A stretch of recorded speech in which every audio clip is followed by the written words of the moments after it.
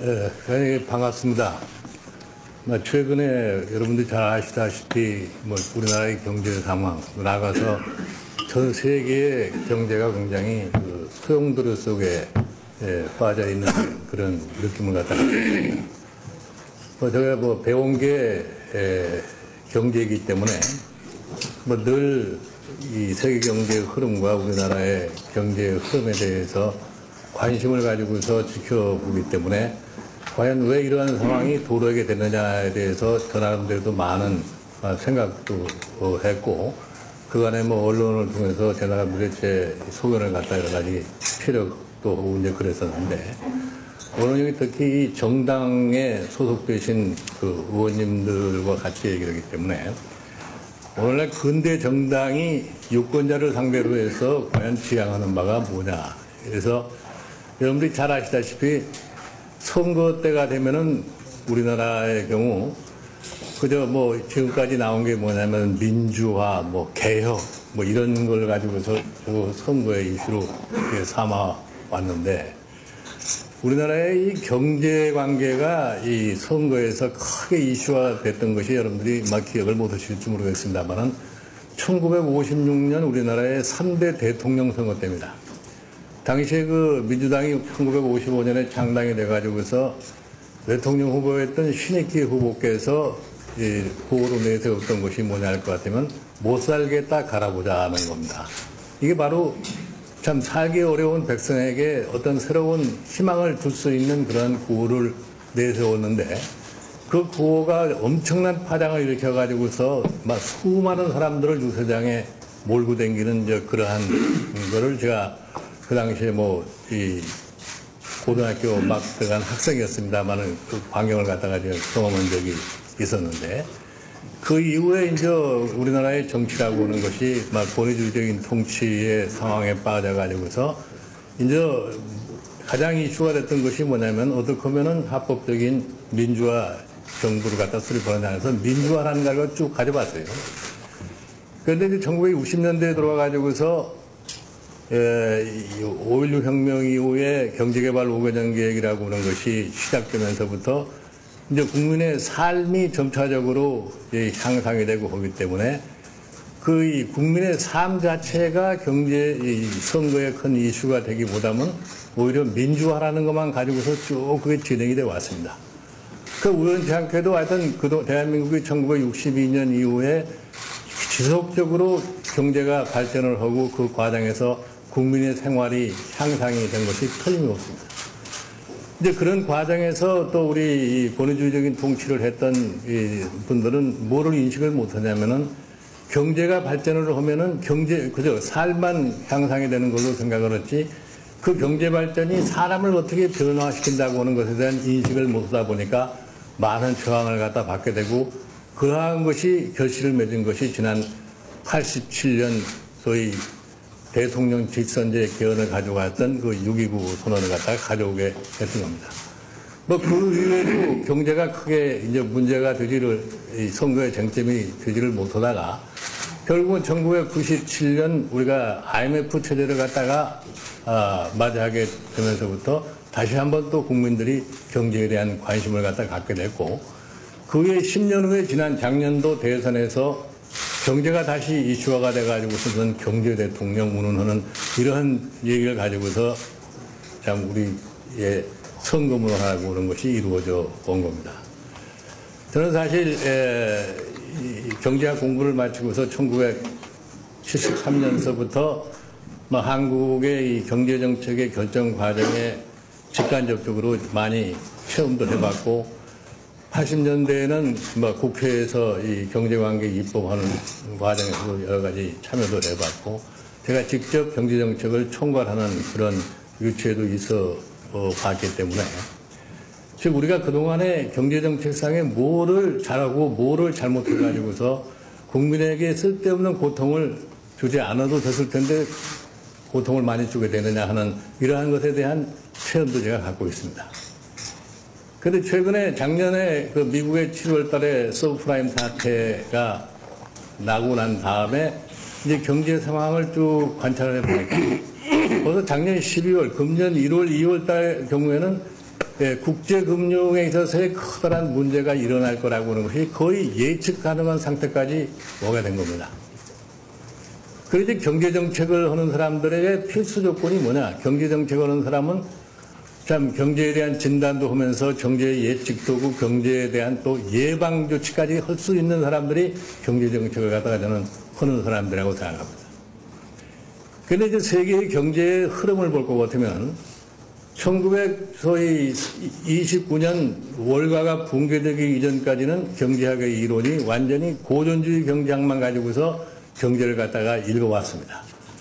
그러다가 이제 29년에 월가가 붕괴가 되고 이제 세계적인 경제 공황에 빠지게 되니까 이제 결국은 정부 간섭주의적인 경제 정책을 갖다 할 수밖에 없게 됐고 이러한 상황이 근 30년, 40년 가까이 지속을 하다가 1970년대 1차 오일쇼크 이후 정부 간섭에 의한 흔히 얘기하는 케인스주의적인 경제정책이 효과를 갖다가 상실을 하고 경제가 소위 말하는 인플레와 스태그네이션이 합쳐지는 스태그플레이션을 한 7, 8년 겪고 나니까 거기에 반사작용으로 출현하는 것이 뭐냐면은 영국의 태처리즘과 미국의 레거노믹스입니다.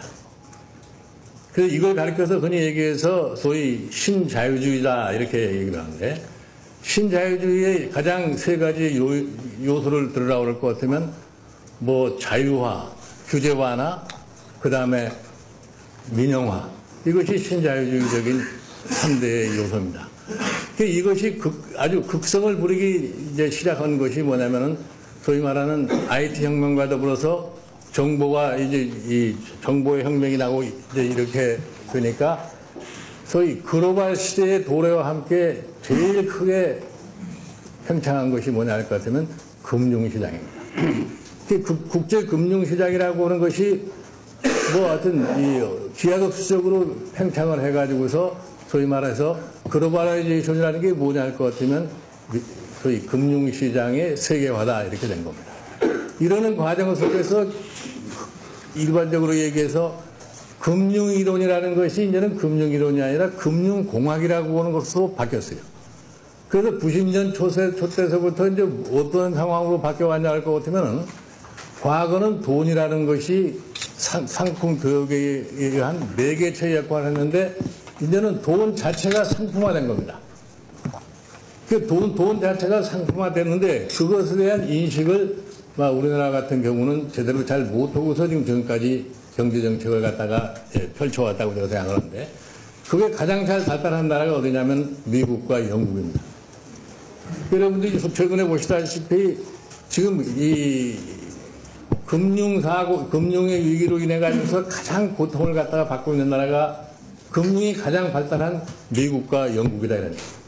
왜냐하면 이 사람들은 실물 경제의 바탕이 된 게 아니고 금융을 갖다 가지고서 경제를 갖다 운영을 했다고 그래요. 그러니까 최근에 미국의 금융위기를 갖다가 얘기를 하는 사람들이 여러 가지 요인을 듭니다. 이건 미국 자체에만 책임이 있는 것이 아니고 전 세계적인 책임이 여기 있다 이렇게 얘기를 합니다. 그리고 대표적인 게 뭐냐면은 금융기관의 자기자본과 관련이 없이 유동성이 그냥 이제 소위 말하는 파생상품이라는 것이 제멋대로 돌아다니고 그거 자체를 뭐라고 얘기했냐면은 소위 말하면 이노베이티브한 금융상품이 자꾸 개발이 되고 소위 그 신용평가기관이라는 데서도 그 자체에 대한 통제를 할 수 있는 그런 감독 기능이 없기 때문에 결국은 뭐 흔히 얘기해서 트리플 A다 주면은 금융기관은 그것만 믿고서 계속 사들이는 이런 식이 돼버렸어요.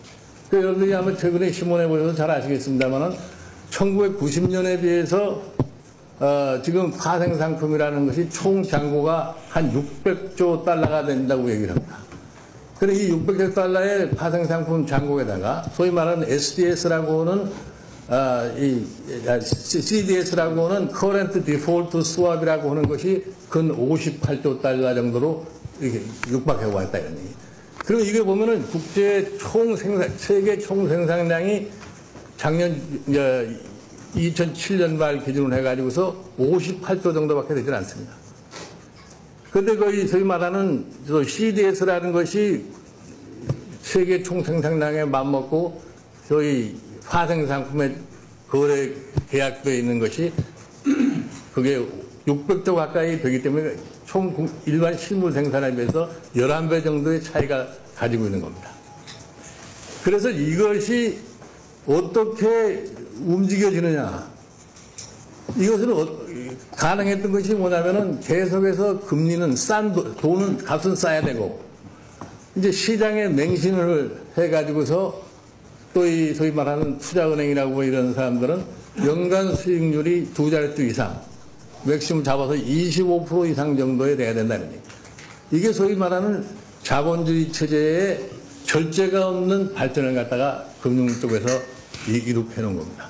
이것이 한 군데서 이제 터지기 시작하니까 이게 연쇄 반응을 일으켜서 전체적으로 나오고 있는데 원래가 이 자본주의라고 하는 것이 그러면은 아무런 규제 없이 그냥 시장에다가 맡겨놓으면 잘 발전하느냐. 그건 절대로 그렇지 않습니다. 이 자본주의가 절제를 못할 것 같으면 스스로가 자본주의를 잡아먹는다고 하는 것이 지금까지 우리가 역사에서 배운 경험인데 그래서 이 막스 웨버 같은 사람이 얘기를 뭐라고 얘기를 하냐면은 시장의 문화라고 하는 것은 절제의 문화를 절대로 필요로 한다 이렇게 얘기를 하고 있습니다. 그런데 우리 최근에 와서 볼 것 같으면 뭐 신자유주의를 맹신하는 경제정책가들이 우리나라에도 많이 생겼어요. 저는 어저께 언론에 그런 기사를 보고 깜짝 놀랐는데 대통령을 보좌하는 경제수석이라는 사람이 주가가 떨어지는 이유를 자기는 도저히 모르겠다. 아무런 이유 없이 대한민국의 주가가 떨어진다. 이게 과연 대통령을 경제정책적으로 보좌하는 경제수석이 과연 헛소리인가 하는 이런 참 저는 깜짝 놀란 게 됐었는데 그런 생각들이 어디서 나오느냐. 모든 것이 시장에만 맡기면 다 지절로 해결된다. 불과 한 달 전만 해도 부시 대통령이 미국 경제에 아무 문제가 없다고 그랬어요. 이 시장에서 모든 게 다 해결될 거라고 하는 이런 생각을 가지고서 문제가 없다고 얘기를 하는 겁니다. 그러니까 최근에 와서는 이제 어떤 상황에 돌입하게 되느냐. 이제는 적절한 규제를 하지 않을 것 같으면 도저히 안 된다. 여러분들이 최근에 언론 보도를 통해서 잘 아시겠습니다만은 시장 경제의 기본 원리에 따르면 정부는 절대로 시장에 개입을 하면 안 되는 것이 철칙처럼 되어 있는 겁니다. 그래서 저는 최근에 저희 영어로 나오는 잡지나 신문에서 그런 기사를 참 최근에야 처음으로 봤는데 어떤 표현이 있냐 할 것 같으면은 이익은 사유화하고 손실과 위험은 사유화 내지 국유화하는 것이 과연 이게 시장경제 원리에 맞느냐 하는 것이 미국의 유수 신문이나 유수 잡지에 최근에 표현되는 겁니다.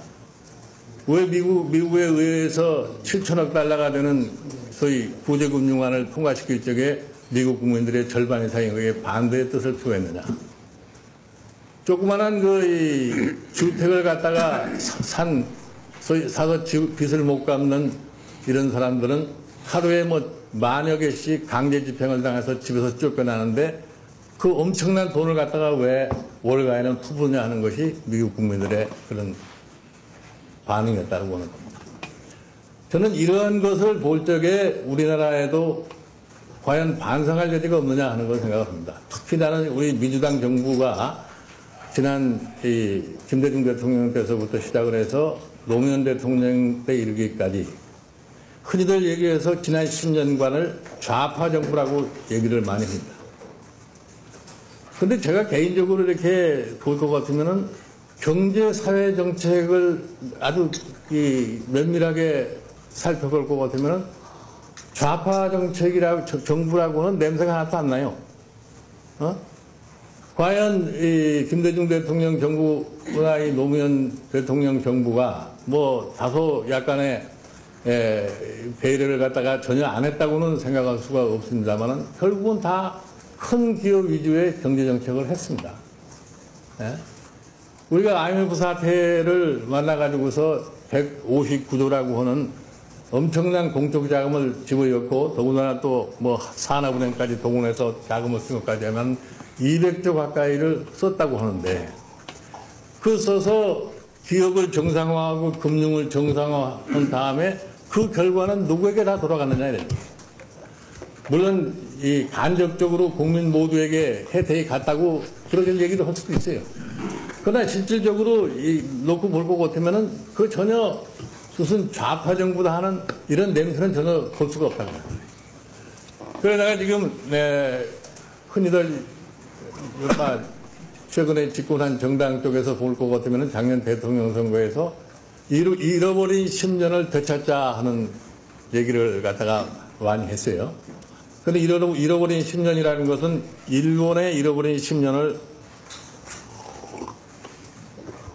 그대로 본을 따가지고서 한국도 지난 10년이 잃어버린 10년이라고 이렇게 얘기를 하는데, 제가 전 세계의 이 소위 GDP의 성장 규모를 보니까 우리가 1990년에 전 세계 GDP 규모가 약 23조 불 정도 됩니다. 그런데 작년 말 현재 GDP 규모가 어떻게 되냐면 58조 불 정도 돼요. 그러면은 2배 이상, 한 2배 조금 더 GDP가 증가하는데, 우리나라 경우도 볼 것 같으면은 우리가 이 1990년대 GDP를 계산해서 작년 말에 비할 우리 GDP도 2.5배 이상 늘어났습니다. 그러니까 어떤 의미에서 볼 것 같으면은 대한민국 경제도 뭐 그동안에 IMF도 겪고 큰 우여곡절을 겪었습니다만은 세계 수준에는 따라서 가지 않았느냐 이렇게 생각을 합니다. 그런데 우리도 지금 입버릇처럼 하는 게 뭐냐? 어저께도 내가 대통령 국회 시정연설을 들으니까 무슨 감세와 규제 완화를 통해 가지고서 성장을 촉진하겠다 이렇게 얘기를 하는데, 과연 우리나라는 무엇을 규제를 완화를 했을 적에 경제가 진짜 성장할 수 있을 것이냐. 이러면 규제 완화라는 소리를 갖다 한 15년 동안 지금 들어왔는데, 그럼 15년 동안 무엇을 규제를 갖다가 풀지를 못해가지고서 한국 경제에 족쇄가 짜야 되느냐. 뭐 흔히 대표적으로 얘기를 해서 노동시장의 경직성 이렇게 얘기를 합니다. 그럼 노동시장의 경직성을 얘기를 하는데 또 한편으로 문제를 볼 것 같으면은 뭐 비정규직이 무슨 50%가 넘는 그러한 노동시장을 갖고 있는 나라가 과연 자꾸 노동시장의 경직성 문제만을 얘기를 할 수가 있느냐. 또 대한민국의 임금이 너무 높다 이렇게들 얘기를 하는데, 물론 어떤 이 산업별로 볼 것 같으면 다른 나라에 비해서 임금 경쟁력이 떨어지는 것도 있어요. 그런데 지난 우리가 2000년대에 우리나라의 수출의 동향을 볼 것 같으면은 한때는 뭐 2004년 같은 데는 30% 가까이 수출 신장률을 보였고, 작년까지만 해도 두 자리 숫자 이상의 성장률을 보였다 이겁니다. 수출에서. 그러면 임금이 높아서 경쟁력이 없어서 수출을 갖다가 못한다 하는 얘기도 그냥 우리가 쉽게 납득하기가 어렵지 않느냐. 참 대한민국 경제의 모든 것을 다 어디 핑계를 대가지고 이러니까 안 되고 저러니까 안 되고. 그러니까 우리가 일반적으로 볼 적에 그런 얘기예요. 이 대기업들의 경우, 특히 우리 재벌 기업들의 경우를 볼 것 같으면은 뭐 규제가 많아서 투자를 안 한다, 뭐 이렇게들 흔히들 얘기를 하는데, 저는 절대로 규제가 많아서 투자를 안 하는 건 아니라고 봅니다. 우리나라에 지금 투자를 할 수 있는 그러한 대상이 별로 없어요. 그러니까 기술이 제대로 발전이 빨리빨리 이루어지지 않고, 그러니까 신상품 개발이 빨리 이루어지지 않고, 이러니까 투자 대상이 없어서 투자를 못하는 것이지, 규제가 심해서 투자를 못한다 하는 얘기는 저는 납득하지 못하는 사람입니다. 그런데 이러한 그런 추상적인 얘기만 가지고서 자꾸 얘기를 해봐야 소용이 없어요. 그리고 기업에 대해서 정부가 당신들 투자 좀 해라 한다고 해서 그 사람들 투자 안 씁니다. 대통령이 기업가들 모아놓고 당신네들 투자하라 그러면 그 사람들은 속으로 웃어요. 지금 투자할 데가 없는데 어떻게 투자를. 그 사람들이 이익이 나지 않는 곳에 투자하는 기업은 없습니다. 한때 우리가 70년대 볼 것 같으면은 대통령의 눈에 거슬릴까 봐서 대통령이 무슨 한마디 하면은 경제 원리와 관계없이 거기에 추종하는 기업들이 꽤 있었는데, 최근에 우리 기업들은 완전히 이제 다른 형태의 기업으로 변화를 했습니다. 지금 전 세계 시장을 돌아다니면서 어디 가면은 내가 돈을 벌 수 있느냐 하는 이런 사고를 가지고서 뛰는 그런 경제인들에게 뭐 누가 지시한다고 그래서 그런 따라가는 그런 사람들은 아니다. 그러니까 이러한 상황에서 우리 정치정당들의 자세는 어떠냐? 아직도 우리가 이 산업화되고 이 소위 글로벌화된 한국 경제의 실상, 한국의 실상에 대한 정당들의 의식은 별로 달라진 게 없습니다. 결국 가서 민주정당이라고 보는 것이 기본적으로 서로 정책을 가지고 경쟁을 해서 표를 갖다 얻는 것이 최근에 거의 발달된 민주사회의 그런 정당들의 행태인데, 우리가 이 소위 정권 교체의 과정을 보면은 그렇게 되어 있어요. 우리나라는 조금 이 형태가 아직까지도 뭐 지역주의적인 경향이 엄청나게 팽배해 있기 때문에 지역주의적인 선거에 의해서 정권이 탄생할 수밖에 없다고 얘기하는 분들이 많은데, 저는 반드시 그렇다고 보지는 않습니다. 우리도 이제는 과거의 이 선거의 패턴하고 달라져 가지고서 이 정책적인 실패가 많은 정당은 절대로 정권을 잡을 수가 없다, 이렇게 생각을 해요. 그러니까 선거가 끝나고 나서 정당들의 자세가 뭐를 추구를 해야 되느냐, 왜 선거에 우리가 저렇게 졌느냐, 진 요인이 뭐냐 하는 것에 대한 냉철한 판단을 갖다 해야 되는데, 그거에 대한 판단을 못 해요. 그러고 지나가 버리면 또 마찬가지 형태가 돼버리고 만다 이런 거예요. 그래서 저는 이렇게 생각을 해요. 야당이라고 하는 것은 여당의 실패를 먹고 사는 게 야당이지, 여당이 정책을 계속해서 잘해서 국민 생활에 별다른 어려움을 주지 않으면 그 정당이 계속해서 집권할 수밖에 없습니다. 예?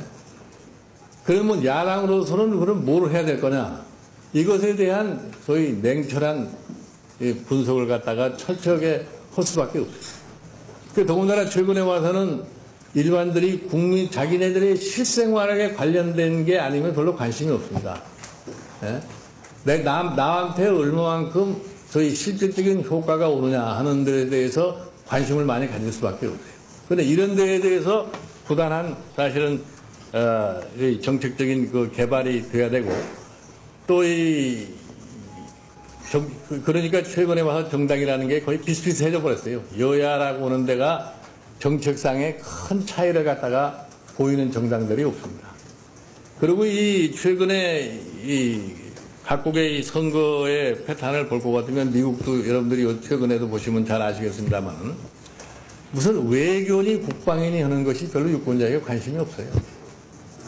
결국은 나에게 돌아오는 게 뭐냐. 그러니까 미국이 지금 또 계속해서 의료보험 문제라고 하는 것이 미국 선거에 큰 이슈로 나타나는 겁니다. 미국이 잘 사는 나라라고 그러지만 4,700만 명이 완전히 보험에서 제외되어 있어 가지고서 병나면은 병원을 찾아가지 못하는 그런 사회라는 것이 지금 현재 미국의 사회입니다. 그러니까 선거 때만 되면은 그런 문제가 자꾸 노출이 될 수밖에 없어요.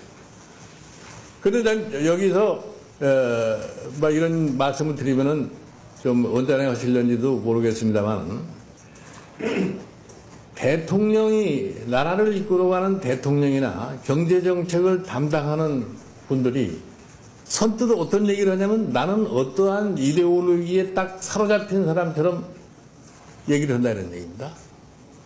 나는 신자유주의자다. 저는 어제 과거에 IMF 직후에 어느 경제정책을 하는 사람이 어느 모임에 나와서 나는 신자유주의자다 하는 아주 발언을 하길래, 저 사람이 언제서부터 경제학을 이렇게 열심히 많이 공부를 해가지고서 지가 신자유주의자라고 그러느냐 하는, 내가 좀 속으로 웃은 적이 있었는데, 지난주 때 보니까 우리 노무현 대통령께서 자기는 뭐 좌파 신자유주의자라고 하는 얘기를 공공을 했어요. 그래서 이 좌파 신자유주의자는 뭐냐, 뭐가 좌파 신자유주의자나, 그래, 그것에 대한 우리가 정의를 내리기가 굉장히 이제 힘들었는데, 최근에 미국의 금융의 사태가 발생하니까 또 자기 사이트에다가 뭐라고 얘기를 했냐 할 것 같으면은, 이거 신자유주의 때문에 저렇게 된 거라는 얘기를 했어요. 그러면 자기가 얘기하는 신자유주의는 뭐고 좌파 신자유주의는 뭐고 지금 얘기하는 신자유주의 때문에 저렇게 됐다는 얘기는 뭐냐. 이런 구분이 가지 않는 얘기를 한다. 그래서 이 정당이라고 하는 이것은 표를 먹고 사는 것이기 집단이기 때문에 표에 참 나라를 위해서는 표도 잃어버려도 좋다 이렇게 얘기하는 사람들이 많습니다만은 정당에 소속된 분들은 그런 생각을 가지시면 안 돼요. 권력을 뺏기고 나면은 자기의 지향하는 바를 갖다가 실현시킬 수 없는 것이 권력이다 이런 얘기예요. 근데 이제 보면은 제가 이런 얘기를 하면 건방지다고 얘기를 할지 모르겠습니다만은 우리가 지난번에 볼 때 보면은 예를 들어서 단적인 것이 연금 개혁이라고 하는 얘기를 들어갔다가 굉장히 많이 했습니다. 그래서 저는 내 개인적으로 그렇게 생각을 했어요. 야, 어떻게 저렇게 정치를 하는 사람들이 말이지 무슨 연금 개혁이라는데 저렇게 열을 올리고 있느냐. 지금 연금이 실질적으로 무슨 문제가 가지고 있느냐. 자, 그러면 하는 소리가 뭐냐면은 앞으로 40년, 50년 이후에 연금이 바닥이 날 것 같으니까 그거를 미리서 개혁을 해야 된다. 이거는 제가 보기에는 정치정당으로서는 좀 상식 밖의 일을 하는 거다 이렇게 봅니다. 우리가 어떤 연구기관들에서는 이 연금을 갖다가 이렇게 계산을 해가지고서 일반 사보험의 연금 계산하는 식으로 계산해 볼 것 같으면 얼마가 적자 나느니 빵꾸가 나느니 이렇게 얘기를 하는지 모르지만 이 사회보험의 연금이라고 하는 성격이 그런 게 아니에요.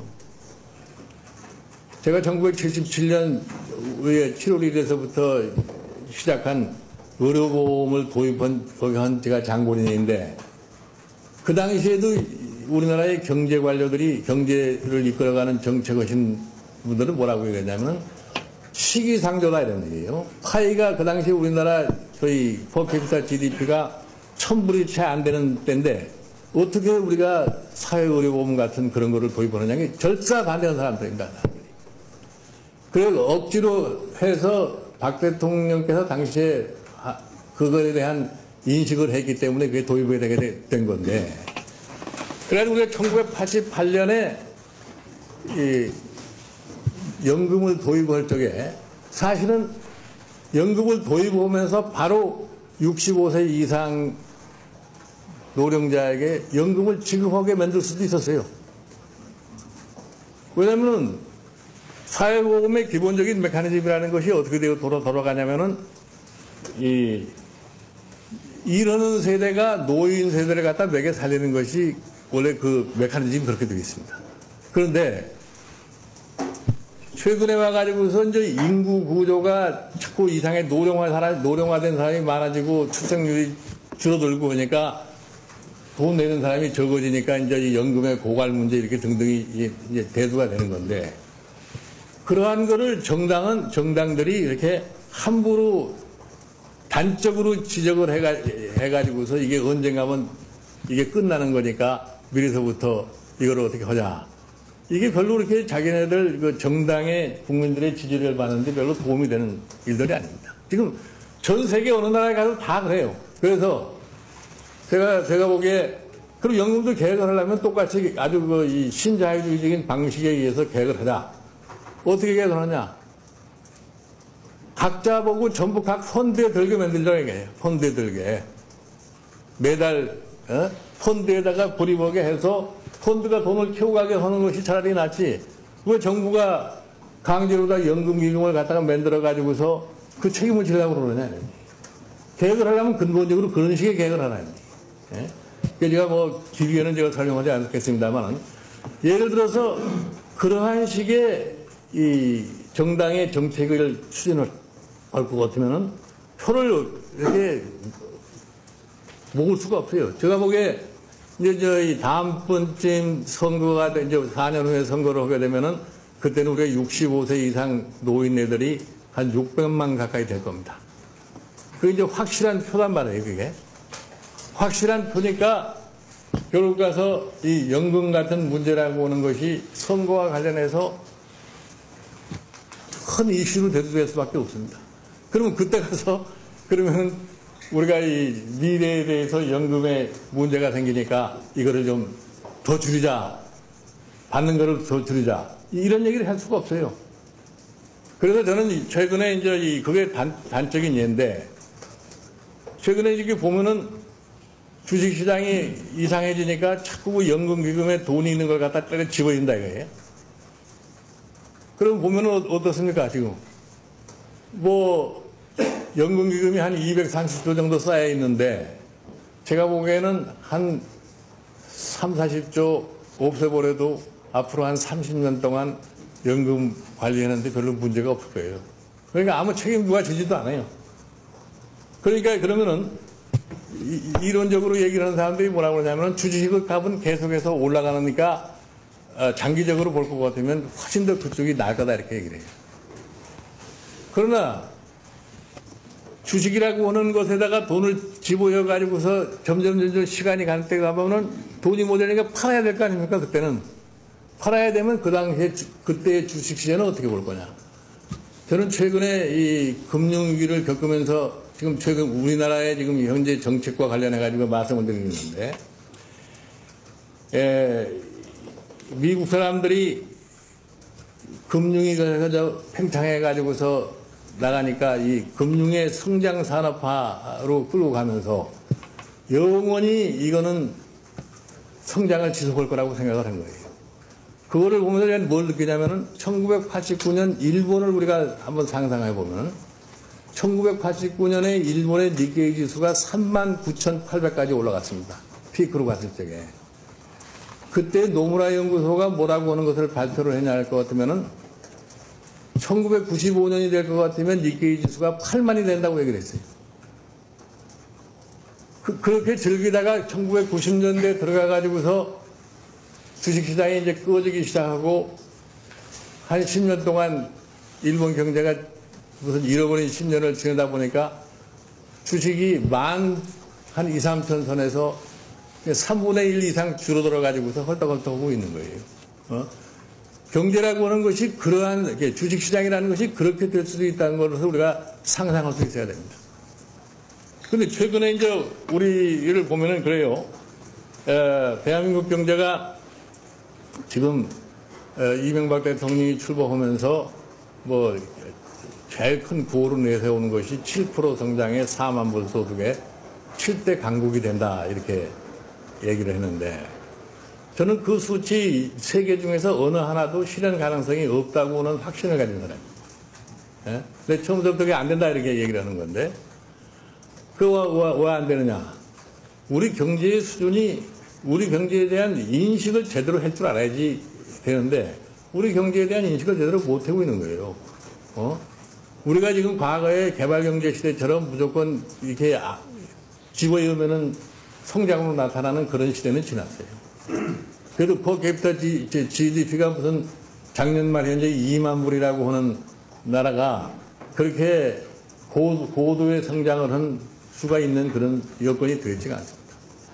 그리고 4만 불이라고 하는 이 돈이라고 하는 것도 환율의 평가 절상이 계속해서 이루어지지 않는 한은 그것도 실현 가능이 불가능한 거다. 저는 그래서 지난번에 우리가 환율이 920원대 이렇게 올라갔을 적에 IMF 전 환율로 돌아간다면 대한민국 경제에 참 저력이 크게 발전하는 거구나. 저것이 한국이 선진화 경제로 다 가는 것이라 이렇게 생각을 했는데, 그건 역시 금년에 와서 겪어보니까 허구했다는 것을 느끼는 겁니다. 그거 제가 뭐 종교를 제 말씀을 갖다 끝내기 전에 앞으로 조금만 전망을 말씀을 드리면은, 지금 우리 겪고 있는 이 국제금융의 위기 상황이라고 하는 것이 금방 해결될 기미가 보질 않아요. 지금 뭐 11월 15일 날 뭐 20개국 정상이 모여서 워싱턴에서 회의를 한다고 그러는데, 새로운 국제금융 질서를 갖다가 확립을 하려고 할 것 같으면 아마 시간이 한 5년 정도는 걸리지 않을까 이렇게 봅니다. 왜 이런 말씀을 드리냐면은, 우리가 지금 국제통화질서라고 하는 브레튼 우드 협정이 1944년 체결이 될 적에는 미국이 절대적인 경제 우위를 가지고 있었기 때문에 미국 위주로다가 이 달러를 기축통화로 하면서 쉽게 만들어줄 수 있었는데 지금은 그 당시 미국의 소위 전 세계에서 차지하는 GDP의 규모라고 하는 것이 약 65% 내지 70%를 차지할 때입니다. 그런데 지금은 이제 미국의 규모가 한 25% 수준밖에 되질 않아요. 그리고 전체의 이 다른 세계 국가들에 있어서의 소위 경제적인 발언권이라고 하는 것이 강해져 있어 가지고서 거기에서 합의를 보려고 할 것 같으면은 뭐 굉장히 오랜 기간이 이제 걸쳐 가야 된다고 이게 생각을 하는데 거기서 대한민국의 위치는 그러면 어떻게 될 거냐? 우리가 지금 대단한 나라처럼 생각을 하지만 국제 경제 사회에 가서 볼 것 같으면 그렇게 대단한 나라가 아니에요. 그러면 지금 우리나라에서 뭐를 하자 아무리 재창을 해봐야 우리의 힘으로는 될 수 있는 그러한 여건이 아닙니다.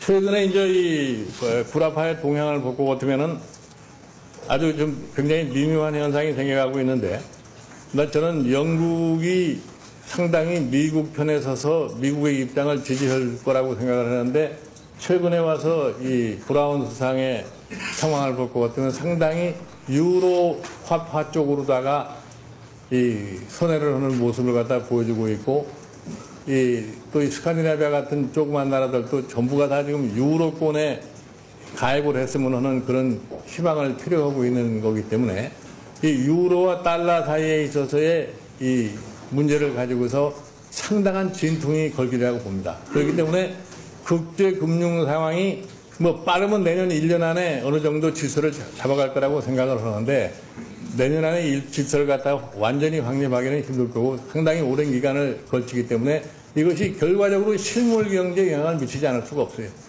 실물 경제에 영향을 미치지 않을 수가 없기 때문에 우리의 여건으로 볼 것 같으면 국내적으로는 소비 수요, 투자 수요에 별로 이렇게 증대가 이루어질 것 같이 보이질 않고, 국제경제 상황이, 실물 경제 상황이 굉장히 어렵기 때문에 수출의 신장도 이렇게 크게 기대할 수가 없습니다.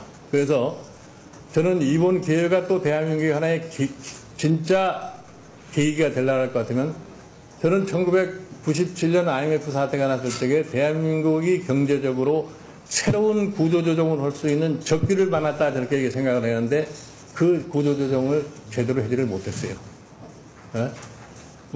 당시에 민주당 정부가 그 구조조정을 담당을 했습니다만은 제대로 하지를 못했는데, 이번에 이 금융의 위기를 갖다 계기로 해가지고서 다시 한번 대한민국 경제의 구조조정을 갖다가 할 수 있는 그러한 계기를 만나기 때문에 정책이 여하히 돌아가느냐에 따라서 대한민국 경제가 다시 한번 새로운 모습을 갖출 수 있는 계기가 될 수도 있고, 그렇지 않을 것 같으면 또 한번 어려운 상황으로 가게 될 수 있다고 하는 것을 갖다가 우리가 알아야 되지 않느냐, 이렇게 생각합니다. 그리고 한 가지 마지막으로 첨가하면은, 우리는 어려우면 어려울 때일수록 쉬운 길을 너무 빨리 가요. 그게 뭐냐면은, 껐떡하면은 이 부동산 경기를 어떻게 적당히 좀 활용을 해가지고서, 단기적으로 경제 성장을 갖다 한번 이루어볼까 하는 이런 거를 매 정권마다 우리가 경험한 겁니다. 근데 또 그런 식의 길을 택할 것 같으면 저는 굉장히 어려워진다고 보고, 우리가 지금까지 모든 경험을 놓고 봐서 시장 경제의 효율이 높은 것은 틀림이 없기 때문에 시장 경제를 최대한대로 활용을 하되 정부의 그런 조그마한 기능이 뭐를 한다고 하는 것을 철저히 인식을 하고서 현 경제 상황을 갖다가 이끌어가면은 우리가 좋은 발전이 있으리라고 저는 생각하기 때문에 민주당이 그 점에 대해서 정책적으로 노력을 갖다 많이 해주시면은 일반 국민에 대한 이 신뢰도 많이 회복할 수 있지 않겠나, 이런 생각을 합니다. 감사합니다.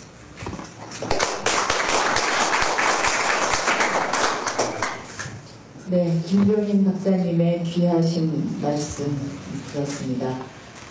지금의 금융위기가 상당 기간 지속될 것이다. 그리고 이 금융위기는 유로와 달러와의 어떤 그런 경쟁 속에서 실물 경제에 영향을 미쳐서 우리나라 경제에 앞으로 상당한 악영향이 예상이 되는데, 특히 이 가운데에서 정부가 할 역할 가운데 부동산 경기 부양을 통한 경기부양 대책을 다시 쓰면 희망이 없다.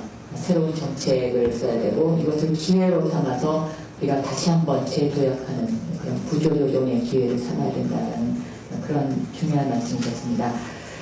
질의답변 시간을 갖도록 하겠습니다. 질의 박지원 의원님. 네. 그 발매 말씀. 지금 현재 기회를 가지고 구조조정을 잘 해야 된다라고 말씀하시면서 정부의 기능을 해야 한다 이런 말씀하셨는데 지금 현재 정부의 기능은 뭘로 보시죠? 뭐 현재 정부의 기능은 뭐 단편적으로 이제 나오는 얘기가 할 것 같으면은 뭐 규제 완화를 주로 하겠다고 하는 것이 지금 정부의 기능인 것처럼 저는 느껴져요. 근데 규제 완화라고 하는 것이 과연 무슨 규제를 완화를 갖다 하고 무슨 규제를 유지를 할 거냐 하는 것에 대한 내용이 분명치가 않아요. 분명치가 않기 때문에 저는 이렇게 보는 겁니다. 잠깐 아까도 얘기를 하다가 중도에 그냥 더 이상 얘기를 안 나갔는데 예를 들어서 이 정부가 구제 금융을 주거나 정부가 무슨 보증을 서서 기업을 살려준다거나 그랬을 적에 거기에 부과되는 조건이 있어야 된다 이런 얘기예요. 난 예를 들어서 정부가 공적 자금을 갖다 들여서 은행을 살려냈다.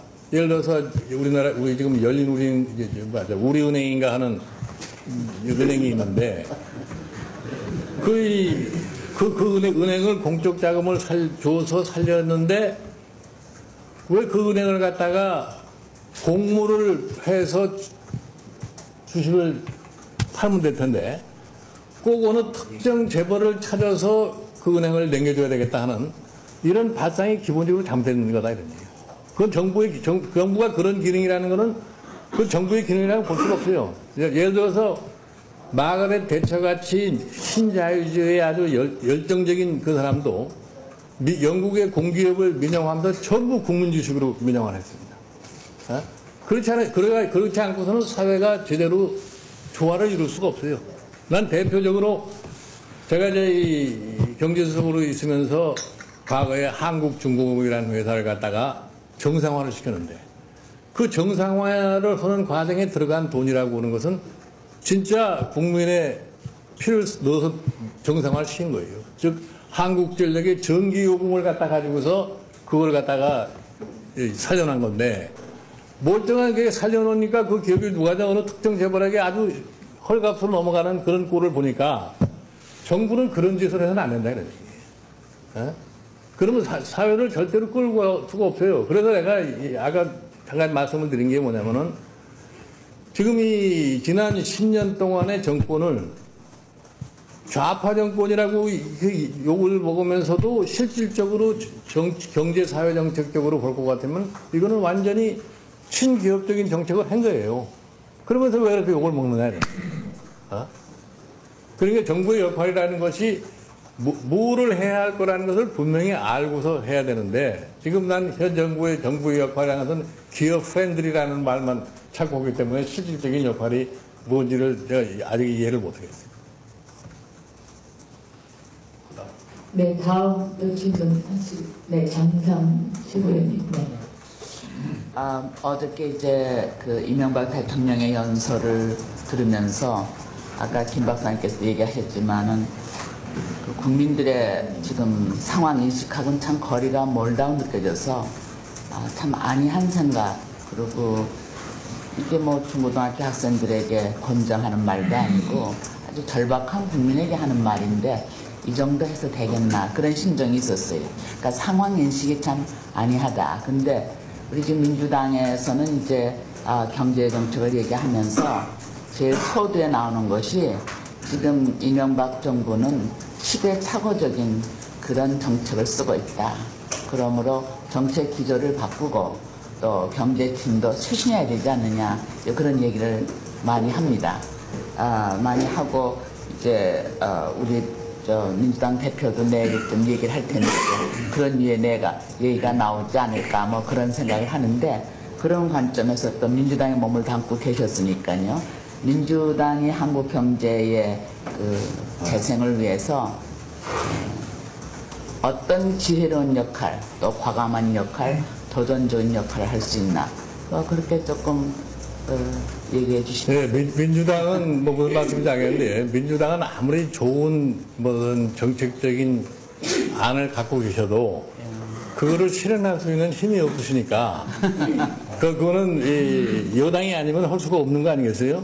그러니까 실상이 뭐라고 하는 인식을 철두철미하셔가지고서 그거를 국민에게 아주 소상하게 얘기해주는 그 역할이 저는 제일 중요하다고 봐요. 야당의 역할이라는 거는. 그런데 지금 뭐 제가 계속해서 지금 현 정부의 경제 정책이 상황 인식이 잘못되어 있다. 그래서 의사가 환자를 진단하는데 제대로 진단을 잘못하니까 처방을 엉망으로 하니까 환자가 점점 병이 더 짙어질 수밖에 없어요. 그러니까 그러한 룰을 갖다가 범하고 있다고 하는 것을 지적하면서 그러면 당신들이 진단하는 것은 뭐냐? 그러니까 야당이 지적하는 사항이 국민의 마음에 딱 닿으면은 거기에서 국민의 동의를 얻는 거니까 야당 그 역할밖에 다른 역할을 하실 수가 없어요. 그게 뭐예요? 네? 그게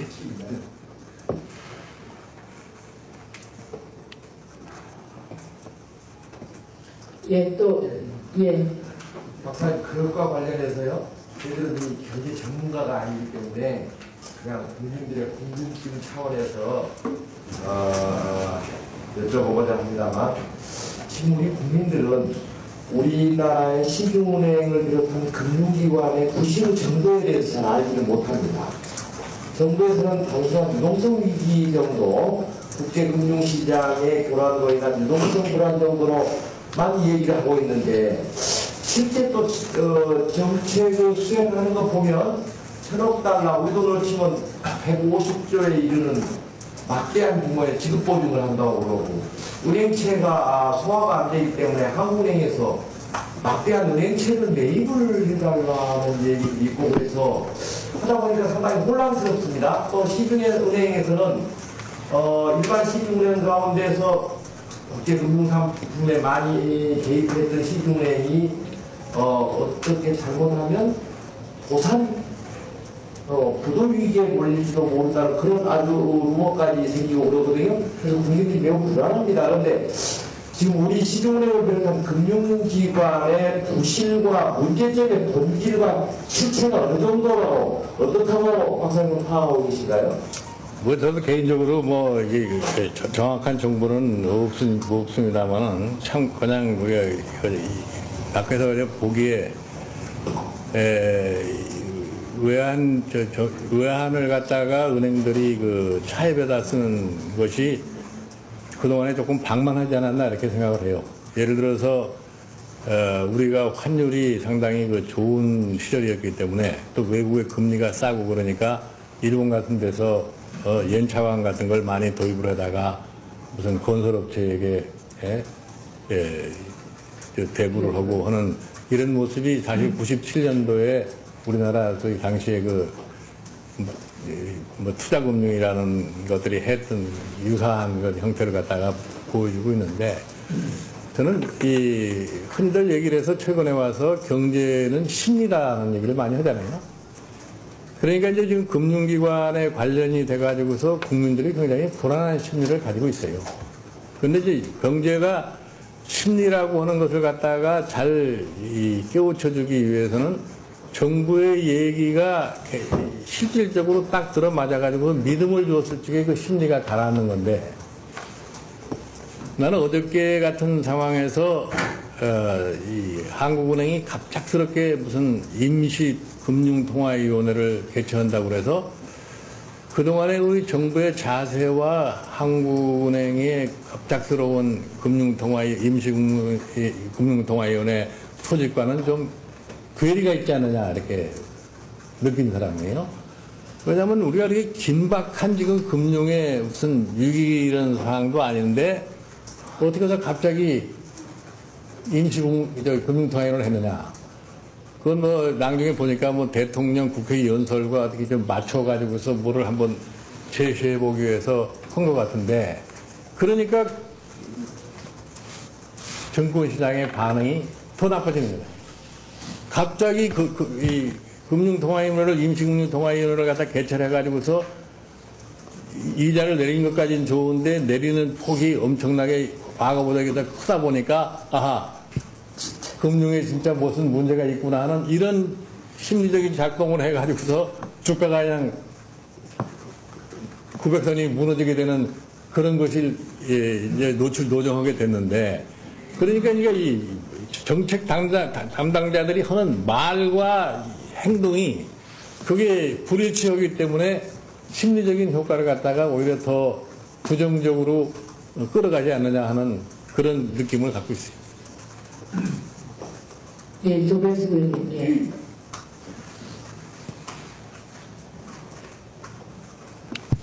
네, 간단하게 좀 질문 드리겠습니다. 조금 이제 그리스톤이 그 미국 그 하원에 출석해서 시장의 그 자율성이나 이런 시장에 대한 어떤 신뢰가 40년 동안 유지가 됐었는데 자기가 이번에는 판단의 장벽이었다 해서 자기 어떤 그 실적에 대해서 잘못을 시인하고 그런 반응을 했습니다. 그래서 결국 이제 미국의 그 심리 자유주의에 대해서 지금은 이제 많은 사람들이 비판을 하고 있고 아까 얘기했듯이 심리 증권주의로 옮겨가고 있다 그랬는데요.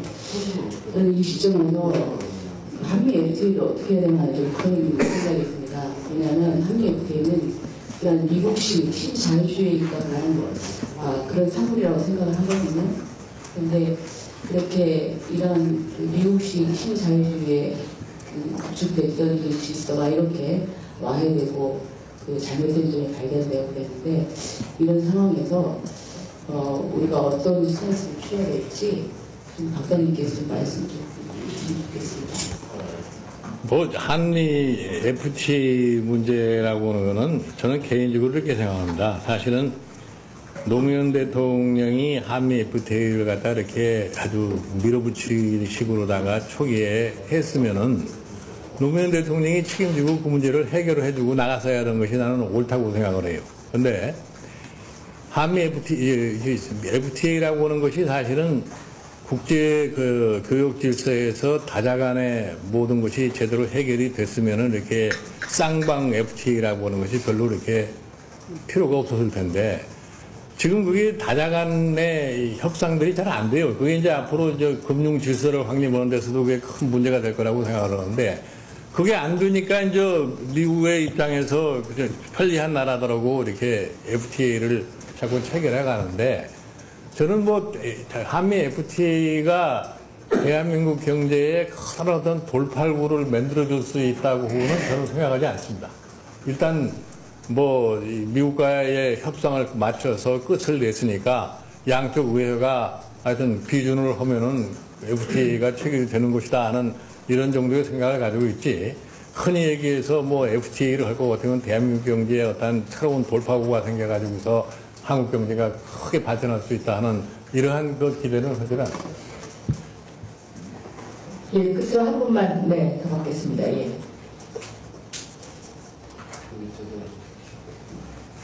예, 저기 우리 김 박사님 말씀 잘 들었습니다. 요즘 우리 외국의 경제 분석가들이나 금융 전문가들이 특히 외국의 기사를 보면 굉장히 한국의 금융위기에 대해서 많은 기사들이 쏟아지고 있습니다. 그래서 그 근거를 한국은행들의 예대 비율 130% 정도가 됩니다. 이건 아주 위험한 사항입니다. 그래서 결국은 한국에서는 뱅크런이가 되어버립니다. 그게 또 퍼즐로 이어질 수 있다.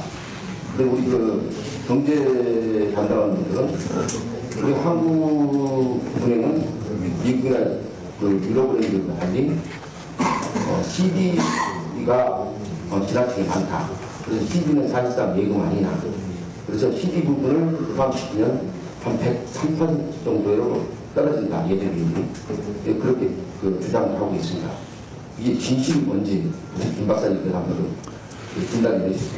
아니 뭐 외국 언론들이 지금 자꾸 이렇게 한국에 대해서 부정적인 이 시각으로 이제 글을 쓴다 하는 것이 이제 우리 쪽의 이제 불평인데요.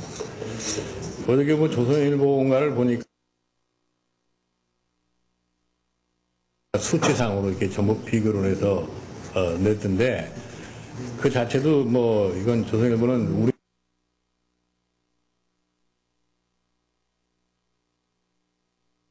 라고 생각할 수가 없는 거고 지금 우리는 지금 그런 것 같아요. 지난 97년에도 이 정부나 일반 언론까지 해서 IMF 사태가 곧바로 오고 있는 과정에서 대한민국은 펀다멘탈이 튼튼하기 때문에 아무 이상이 없다. 절대로 우리는 위기가 안 온다 이런 경험을 해봤지 않습니까? 이제 그런 것 때문에 심리적으로 이번에도 또 그런 식으로 얘기를 하는 게 아니냐 하는 얘기들을 하는데 그런데 지금 사실은 97년대 상황과 지금의 상황은 심각한 차이가 있어요. 그것만큼은 사실이에요. 그러니까 그 단순한 그 수치 비교를 해가지고서 우리가 97년처럼 무슨 외환위 기가 올 것이다 하는 그런 그 우려는 제가 보기에 안 해도 될 것 같습니다. 예, 질의응답 순서를 마치고요. 김여석 원장님께서 마무리 말씀하시겠습니다.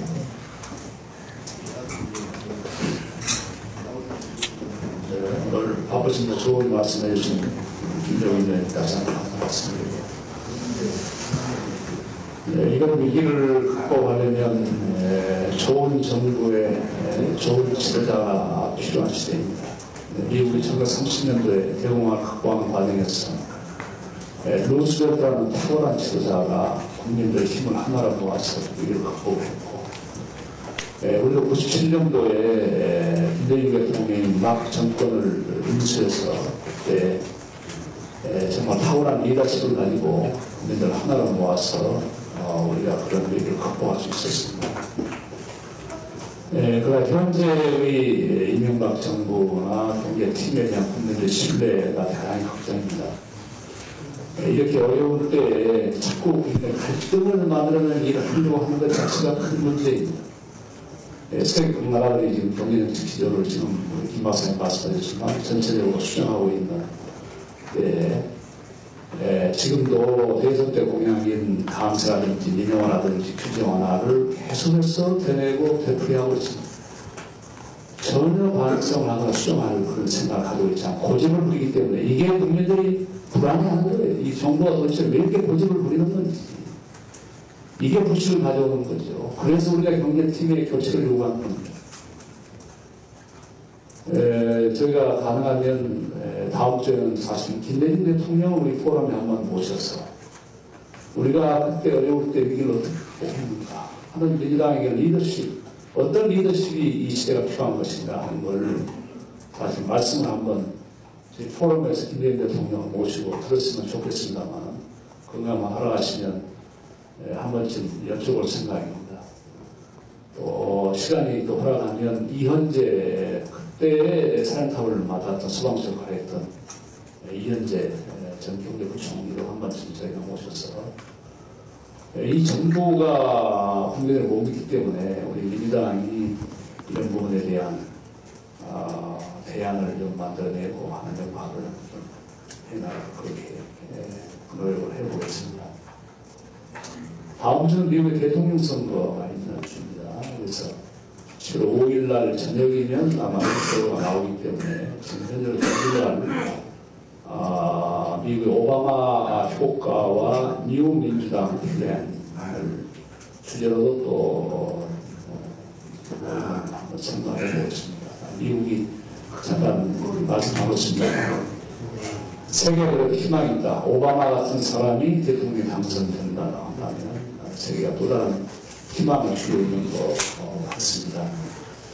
그래서 다음 주에는 약간 다음 주에는 우선은 오바마 효과와 뉴민주당 플랜으로 지금 하나 잡아놨습니다만 목요일날 지금 경제 상황이 원체 계속 나빠지고 있습니다. 훨씬 나빠질 겁니다.